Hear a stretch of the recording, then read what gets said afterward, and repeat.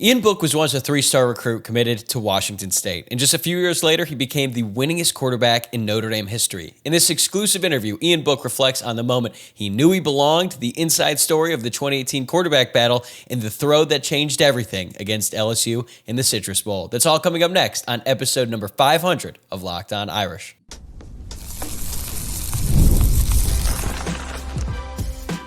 You are Locked On Irish, your daily podcast on the Notre Dame Fighting Irish. Part of the Locked On Podcast Network, your team every day. Hello and welcome in. This is Locked On Irish, your daily Notre Dame podcast. I'm your host, Tyler Wojciak. I'm a Notre Dame alum, producer at Fox Sports, and I've been covering the Fighting Irish football team since 2020. And today is Monday, July 21st, and thank you for making this your first watch or listen of the day on a very special edition of the show. We have officially reached episode number 500 of Locked On Irish with myself as the host, and to help mark the occasion, I'm going to be joined by Notre Dame's all-time winningest quarterback, Ian Book. If you have not already, please be sure to subscribe on YouTube or your favorite podcast platform so you never miss an episode. And this episode is brought to you by Monarch Money. Take control of your finances with Monarch Money. Use code LOCKEDONCollege at monarchmoney.com for 50% off your first year. All right, so today's show is part one of a two-part conversation with Ian that covers everything from his recruitment and early career to his breakout season in 2018, including the inside story of the quarterback battle leading up to that season, his first career start, and that unforgettable touchdown to Miles Boykin in the Citrus Bowl. Then in part two, which drops tomorrow, we're going to pick things up with all the twists and turns of the 2019 season, Ian's thoughts on the wild COVID year, what really happened during that double overtime win over Clemson, plus his perspective on Phil Jurkovec and his thoughts on the current state of the Notre Dame football program. You are not going to want to miss that, so make sure you tune into that tomorrow. But for now, let's get to part one of my conversation with Ian Book. All right, joining me now is a very special guest, a name Notre Dame fans know very well. He's the winningest quarterback in Notre Dame history, a two-time team captain, and now a Super Bowl champion with the Philadelphia Eagles, Ian Book. And we've got to start there, right? Like, you got to live out what every kid dreams of when they're throwing a football in the backyard. What is life like after winning a Super Bowl? It's awesome. I leave on Thursday night to go to Philly for the ring ceremony, so that'll be awesome. It actually got postponed a couple of weeks. They said the diamonds weren't ready, so that's kind of funny.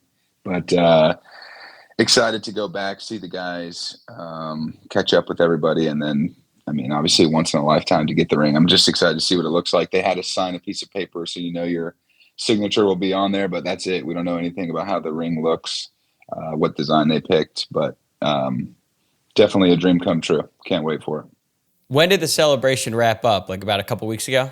Man, once that game was over, that celebration was a couple days. Then back in Philly, waited for the parade. That was off the chain. I think there was like 1.5 million people.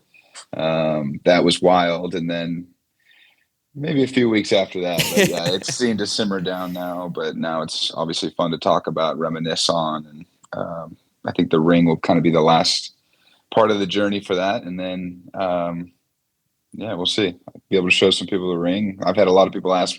Everyone's like, "Where's your ring?" Like, I haven't gotten it yet, so they probably don't even believe I get one. So we'll have to wait for that weekend to get it. And that kind of moment doesn't happen without a deep belief in yourself long before anyone else sees it. Like, I feel like whenever you ask someone who accomplishes something like that, did you ever see yourself getting to this point? I mean, the answer is pretty much always yes, because you just don't get there without the belief. But back in high school, as a three-star quarterback at Oak Ridge, there were probably plenty of people who didn't project this kind of future for you. So what helped build and maintain that belief that you could reach the highest level long before anyone else really thought you could? Yeah, just I think the belief, from family, some great coaches, and then obviously self-belief. Like, I was motivated from a really young age when I wanted to take football very seriously. I remember having a conversation with my dad as a freshman in high school, and it was like, "Hey, you're going to take this thing seriously. I'm down to help you in your journey, but like, this is going to be a big life decision. And, every decision from here on out will be tailored to making it to the highest level." And I remember saying yes to that. And now here we are. So a lot of self-belief, confidence, obviously had a chip on my shoulder being kind of a under the radar recruit. And then that leads into going to Notre Dame and then proving myself right at Notre Dame and then doing the same thing in the NFL. So it's been a hell of a journey and just kind of taking it day by day and looking for my next opportunity right now.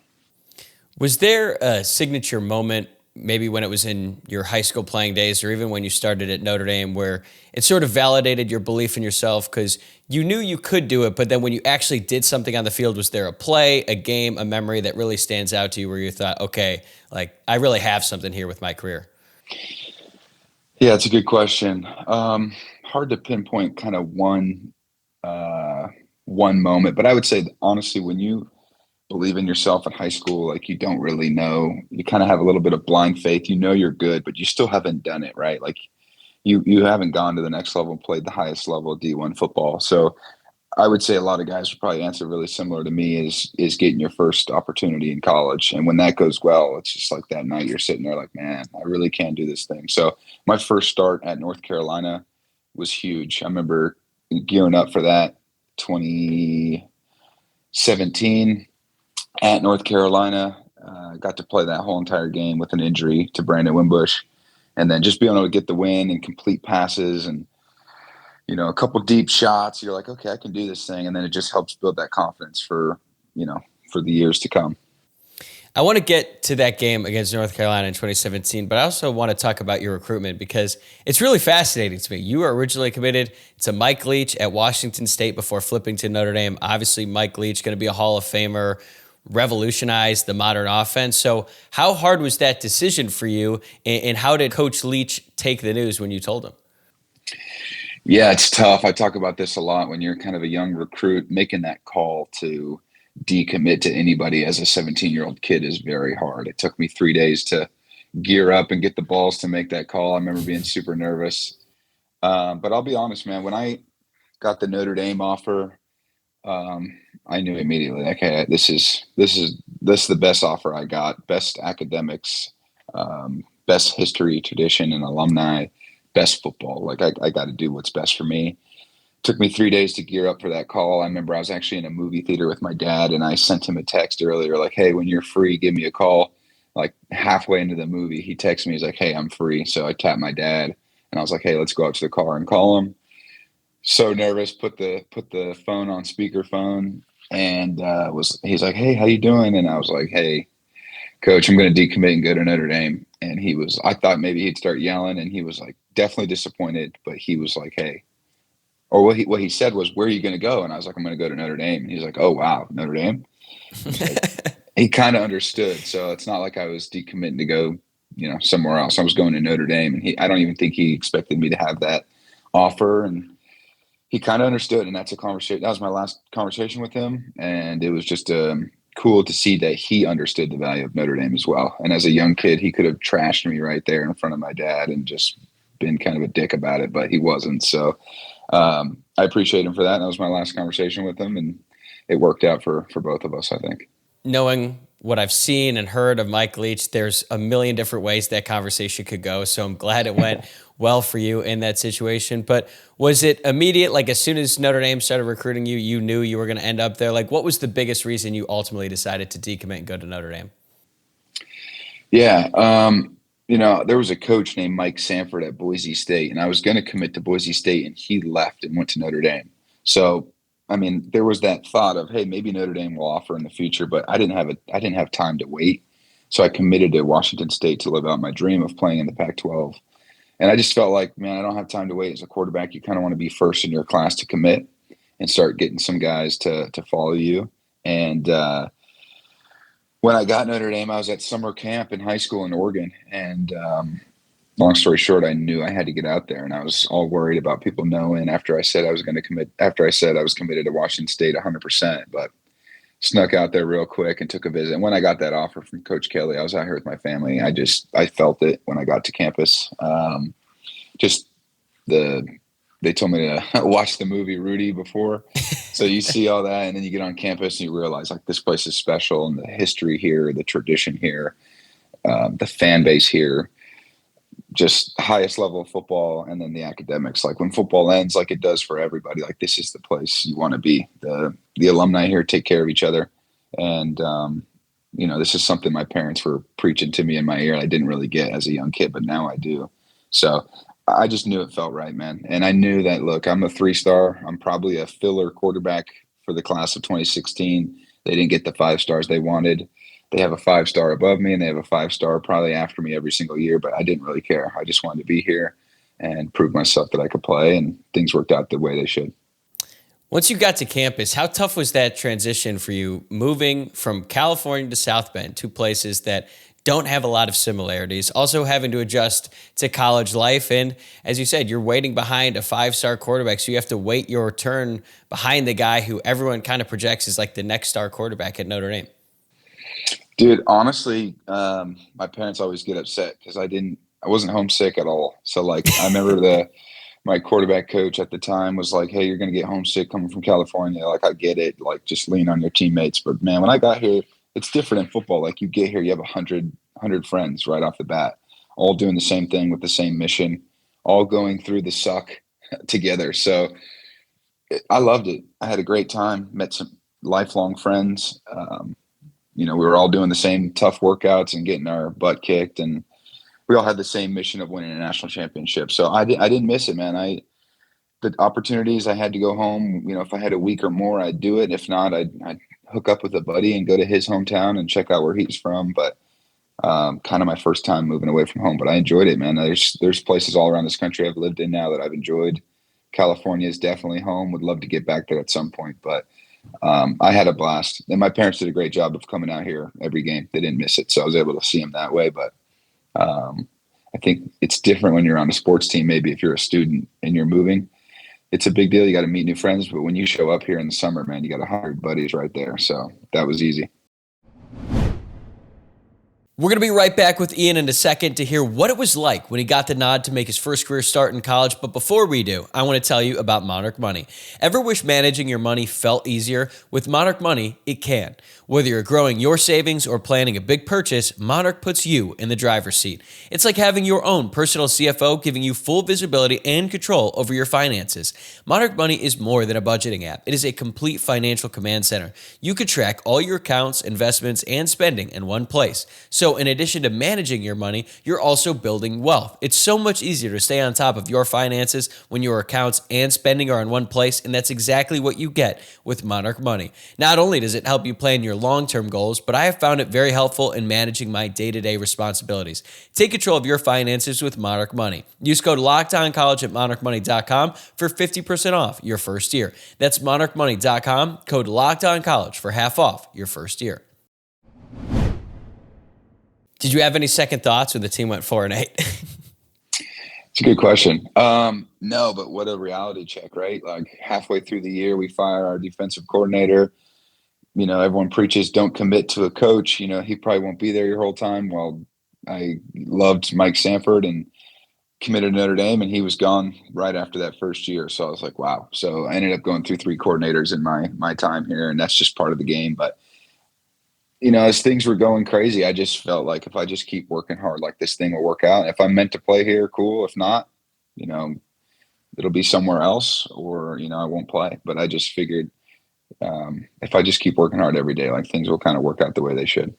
That was such a weird year because Notre Dame had so much talent in 2015, and then they dealt with seemingly endless injuries that year. And it felt like in 2016, every single game was a one-possession game. You guys just came out on the wrong end more often than not. But then going into 2017, there's a lot of momentum back. A lot of guys returning, and it felt like, all right, time to get rid of that stain from 2016. And then you get your first start as a redshirt freshman this year. We already talked about it a little bit, but when you found out you were going to start that Saturday, like, what do you remember about your mindset leading up to that start, knowing that you probably just filling in for this one game, but still this is an opportunity you waited your whole life for?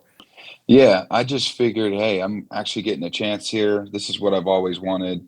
Just embrace it. Have fun. We had a talented team. Like, don't try to be the superhero. Just get the ball to the playmakers that have already been proving it this year, and just have confidence. Like, I need confidence to show the rest of the offense that I can do this thing. And then, my whole thing was, hey, do well, and you'll never have to give this position back. So I tried that. I ended up giving it back for a little bit. Was able to get it back after that. But I just tried to have fun with it, man. I kept telling myself, I'm here for a reason. This is why I'm here, is to play, not sit the bench. And this opportunity is here. So embrace it. Yeah, and I was looking back at that box score of the game. Your first touchdown pass was to Cam Smith. That's a name I haven't heard in years. Like, that's going to end up being a fun trivia question for Notre Dame fans down the road. That's funny. Yeah, Cam, good guy. Fifth-year transfer out of Arizona State. The guy was blazing fast and found him in the corner of the end zone. I can't remember, but I was rolling out to the right on the opposite end zone. Don't remember the play call, but that one felt good. It worked out, and that season had some ups and some downs. It really took a turn for the worse during the Miami game. But let's fast forward to the Citrus Bowl against LSU. You delivered one of the most memorable endings in recent Notre Dame history. That throw to Miles Boykin is still iconic. He probably gets a little bit more credit than you do for the one-handed catch and then the ensuing two jukes after that. But how much confidence did that moment give you heading into the offseason after an up-and-down season for the team as a whole? A ton. That was a weird game. We were going into it with the plan of Brandon and I both playing. He kind of had like deep shots and deep play action. I kind of had some quick games, some rollouts. It was like we were just going to play both, see what happens. I remember getting my shot and we started rolling and moving down the field. And I think, I felt that momentum as well. And once I went in there, the same thing. I was like, I just don't want to give this back. And I remember at halftime, they're like, hey, you're going to stay in. So it was awesome. And then just to get into a game with a team like LSU like that, and then to have Miles come down with that one-hander, I just remember that was probably one of my favorite moments ever. And proud of Miles for everything he's done. He's still rolling in the NFL. And that dude catches everything. I knew if I kind of just put it high and away, I knew we would definitely get a possession catch, but I didn't expect him to do what he did there. And I have that saved on my desktop or my computer of like the Titanic theme song behind his one-handed catch. It's always a good reminder and a fun one to go back and watch. But that was just like the biggest confidence boost going into the following season. Yeah, and coming off that bowl performance, expectations were really high, not just for you, but the team as a whole. And there was a lot of buzz about a quarterback competition heading into 2018. But even though it was considered a competition, it still seemed, at least from afar, that Brandon Wimbush was getting most of the reps with the starters, and he was likely going to be the starting quarterback, at least at the start of that season. So what did that competition feel like from your perspective? Because you're coming off that awesome moment in the Citrus Bowl, but then there's still some uncertainty about your standing on the depth chart going into 2018. Yeah, man, it was cool just to be battling a good buddy of mine. Best player wins it. And he won it, and I was able to take it over after week 3. But he did a good job in camp. I thought we both played well. I don't remember exactly what it was like if we were taking true 50-50 reps, but I definitely remember being upset that I didn't win it and was able to. Yeah, I'm glad I stuck through it with it because I knew the opportunity was coming. I just didn't know when, and it's tough when you got to wait, man. And especially after playing in that last game, like man, I thought it was going to be me. But just being patient is part of the game, and it worked out. But Brandon's a good buddy of mine. Love that kid. So I feel like it was probably a fun competition, obviously a little bit awkward, but that's what brings the best out of you. So I appreciate him kind of going to battle with me. Yeah, what is that like competing with your best friend? And because Notre Dame is dealing with a quarterback competition right now between CJ Carr and Kenny Minchie. And, at least from the outside, it seems like they get along and it is a friendly competition where they both want to win. But that's not always the case. Like, I think it's safe to say in 2016, Malik Zaire and Deshaun Kaiser probably weren't hanging out a ton outside of the practice field. And that might have had some effects on the way that the season went. But that was not the way it was with you in Wimbush. So as you're competing, as you're trying to achieve this goal of yours, but you also want your friend to succeed. Like, was it weird or was it just weird in moments? Like, what was that like for you? Yeah, I think Brandon and I just have similar personalities when it came to that. I think we kind of got to it early, like, hey, this can be awkward. We can hate each other and never talk to each other. Or it was like, we liked each other before this. Now we're battling. We also understand one guy plays. So you got 2 options really. So we took the high road on that one and we're like, hey, look, we're going to study together. We're going to practice together. We hung out off the field and, there's obviously moments that were awkward and it's just kind of the way it goes. But we both were pretty mature and knew like QB, man, there's only one of us. So may the best man win. And I think getting out in front of it early made it nice. Not everybody can do that. I think it takes a certain personality. And I respect Brandon for that, though. It was cool. I mean, a lot of stories were coming out like these guys are friends. How weird is this? But what's the other option? Like hate each other? I don't hate Brandon. So it was pretty easy for me. At least you got exposed to one way not to handle it a couple of years prior, so maybe that made things easier. Right. But even though you didn't win the job, I thought it was interesting how they used both of you, because you would come in goal line packages, and if I remember correctly, Notre Dame scored a touchdown on every play you were on the field for like the first 5 snaps of the 2018 season. I think conventional wisdom would suggest that the quarterback who was used more in the design run game, like Brandon Wimbush, would be the quarterback you'd have out there on the goal line, and the more pass-first quarterback would be out there during the majority of the drive. But again, I wasn't the coach. I wasn't obviously in the room at that time. But from a quarterback standpoint, what is it like being part of the plan but not the starter? Like, does that actually help your development or make it more difficult? Because I think Notre Dame is considering that right now, potentially using 2 quarterbacks with C.J. Carr and Kenny Minchie. It's hard, man. Being a backup QB, everyone thinks is like the best job ever. And while it is, like it's hard to stay ready, to stay warm for 3 hours, either waiting for an injury or waiting for your goal line package. Like, not easy. You've been sitting there, your legs get heavy. You just try to keep your mind ready for, a 3 hour or something game. But, maybe shout out to the coordinators for handling that the right way. It's hard to do. Like, playing 2 QBs normally doesn't work. But I think they realized pretty fast that like I was good at running that goal line package. I was an accurate passer.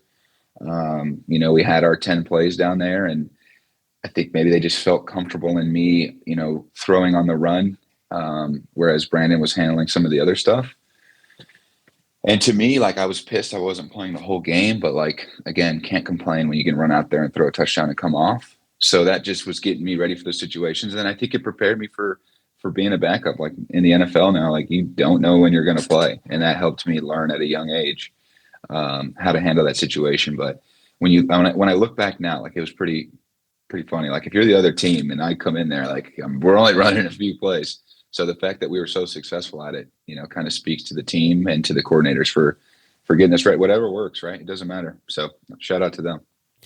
What was the selling point from the coaching staff to you? Because I feel like when a lot of teams do the 2 quarterback thing, in a lot of cases, it's the veteran quarterback who's been around, who they trust more handling most of the drives, but maybe they have like a 5-star incoming freshman, so they try to put him out there to run the ball just to try to keep him happy so that he doesn't transfer. But I don't think that was the case for you. How did they sell it?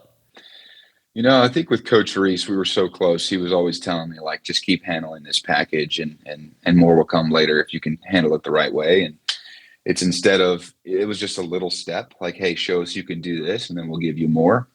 And then just always be ready. Like, Brandon is extremely talented.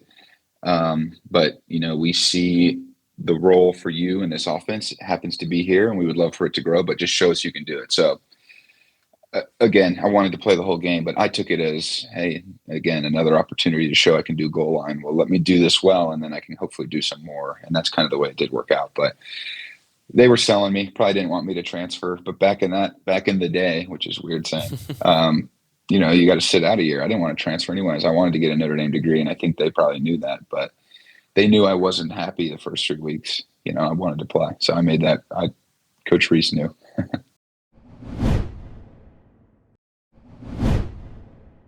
What do you remember about the moment you were told you'd be the starter after that game against Vanderbilt? And how did you approach that week? Because I know you treated every practice like you were the starter, but the dynamic shifts once it becomes official, because now you're not just running the offense, you're leading the entire team. Yeah. I was so pumped, man. I mean, I was pumped to go to Wake Forest.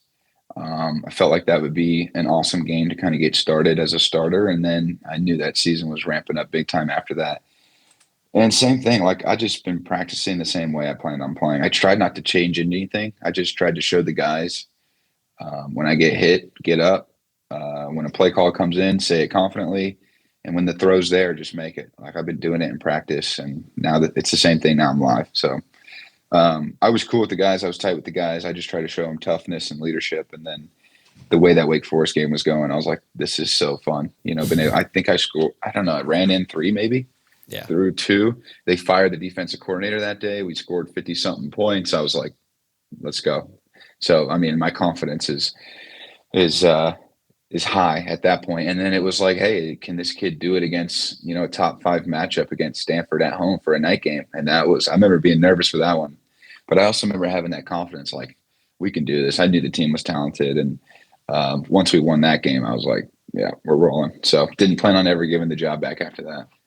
Yeah, I mean, after that Wake Forest game, you're probably like, this shit's easy. 50 Well, points. No, but I felt good, man. I was like, this offense is good. I like the scheme we're running. The defense is giving us the ball back all the time. They barely crossed the 50. Poor Sam Hartman. Yeah, Sam Hartman got He crushed. got murdered that game. But yeah, man, my confidence was through the roof. And I just knew, like, I didn't need to be a superhero. I think sometimes young QBs try to do everything. I tried to just, like, do what I needed to do.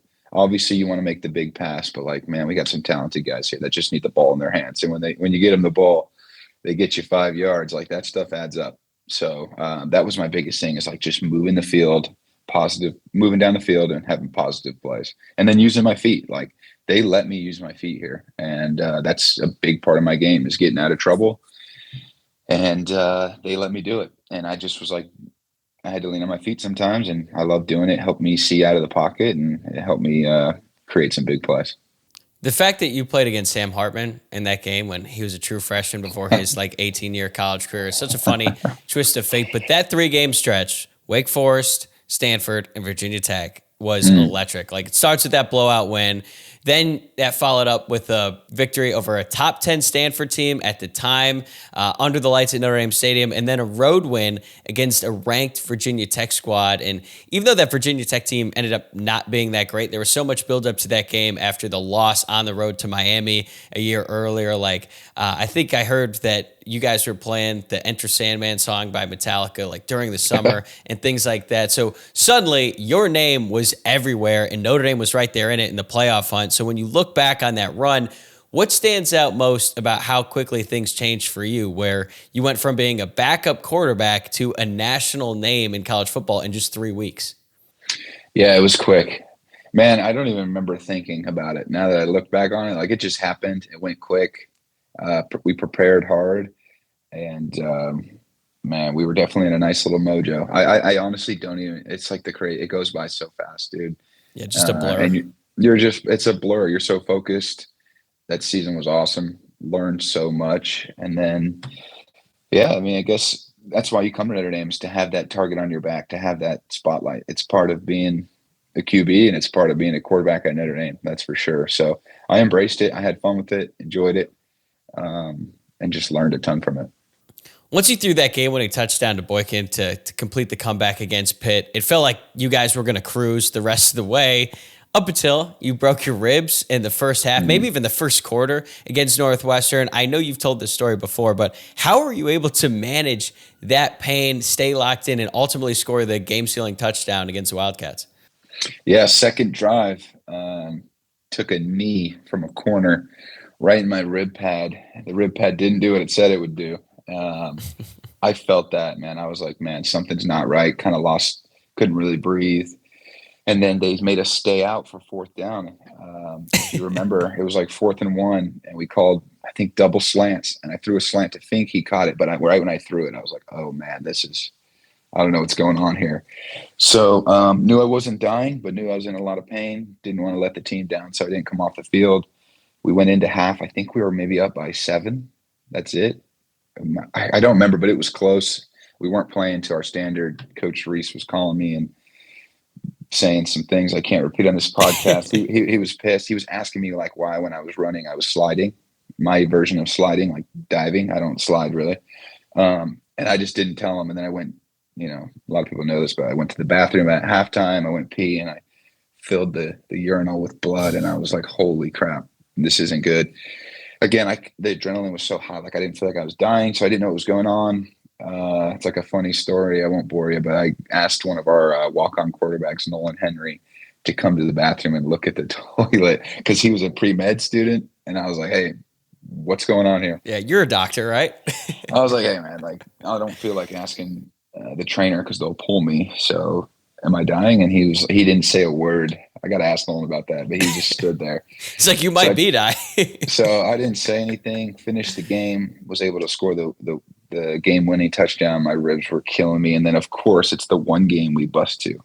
So after the game, I tell the trainer, I say, my ribs are killing me. Not sure what's going on. I went pee again. I showed the trainers. I was like, look, and they're like, hey, we don't know what it is, but we got to get back to South Bend to give you an image. So we can't give you certain meds because we don't know if it's your kidney or your lung.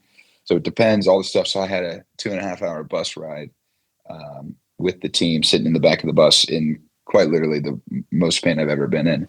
Got to the facility, got the x-ray, had 2 cracked ribs and a bruised kidney. So I was like, all right. So then I remember being pretty sad, man. I was pretty bummed. I actually teared up a little bit in front of Coach Kelly that I couldn't play the following week against Florida State. Yeah, Florida State. So was pissed. First game I've ever missed in my whole football career ever. So was bummed. But they told me, hey, this is, kind of a decision that you have to make. If you play with this rib injury, you get hit there again and hit your kidneys, like you could lacerate a kidney. And Andrew Luck injury. Yeah, exactly. They told me that. He was like, this is the Andrew Luck situation where he played through it and it didn't work out. So if you just take a week off, you can rest the kidneys and then we can kind of shoot up your ribs for the rest of the season. And that's what I did. And it ended up working out. But I remember that rib is no joke, man. I was in a lot of pain. I was peeing blood for like a full week. Yeah, I mean, I understand you were in pain, but imagine the fear that Nolan was dealing with, thinking that he's going to be liable in court if you die on the field, and he went to you at halftime. He's going to be a witness in that trial. Do you ever think about the pressure you put on him? So bad, dude. I mean, I didn't know what I was doing. Shock is a real thing. It's a blur to me. I just asked him. Yeah. I don't know. That's so funny. And then the rest of the season, you still got to deal with it. And then the USC game isn't going as planned, but you still found a way to lead the team to a win and a perfect regular season. So when things were going well in that game, but also knowing that this game is so important, because if you win the game, you're in the college football playoff. Like, how did you lead in that moment and keep the team on track when the offense just was not clicking for the majority of the game? Yeah, we were not clicking. The energy was not on our side. I remember being on that sideline. It was just brutal. We had no energy. It was a weird feeling, but I remember, they kind of had our backs to the wall, and the guys, guys did a great job of rallying. And I tried to prove that with some play and some toughness, and trying to run the ball a little bit and lowering my shoulder, just like trying to get the energy on our side. Football is a game of momentum shifts, that's for sure.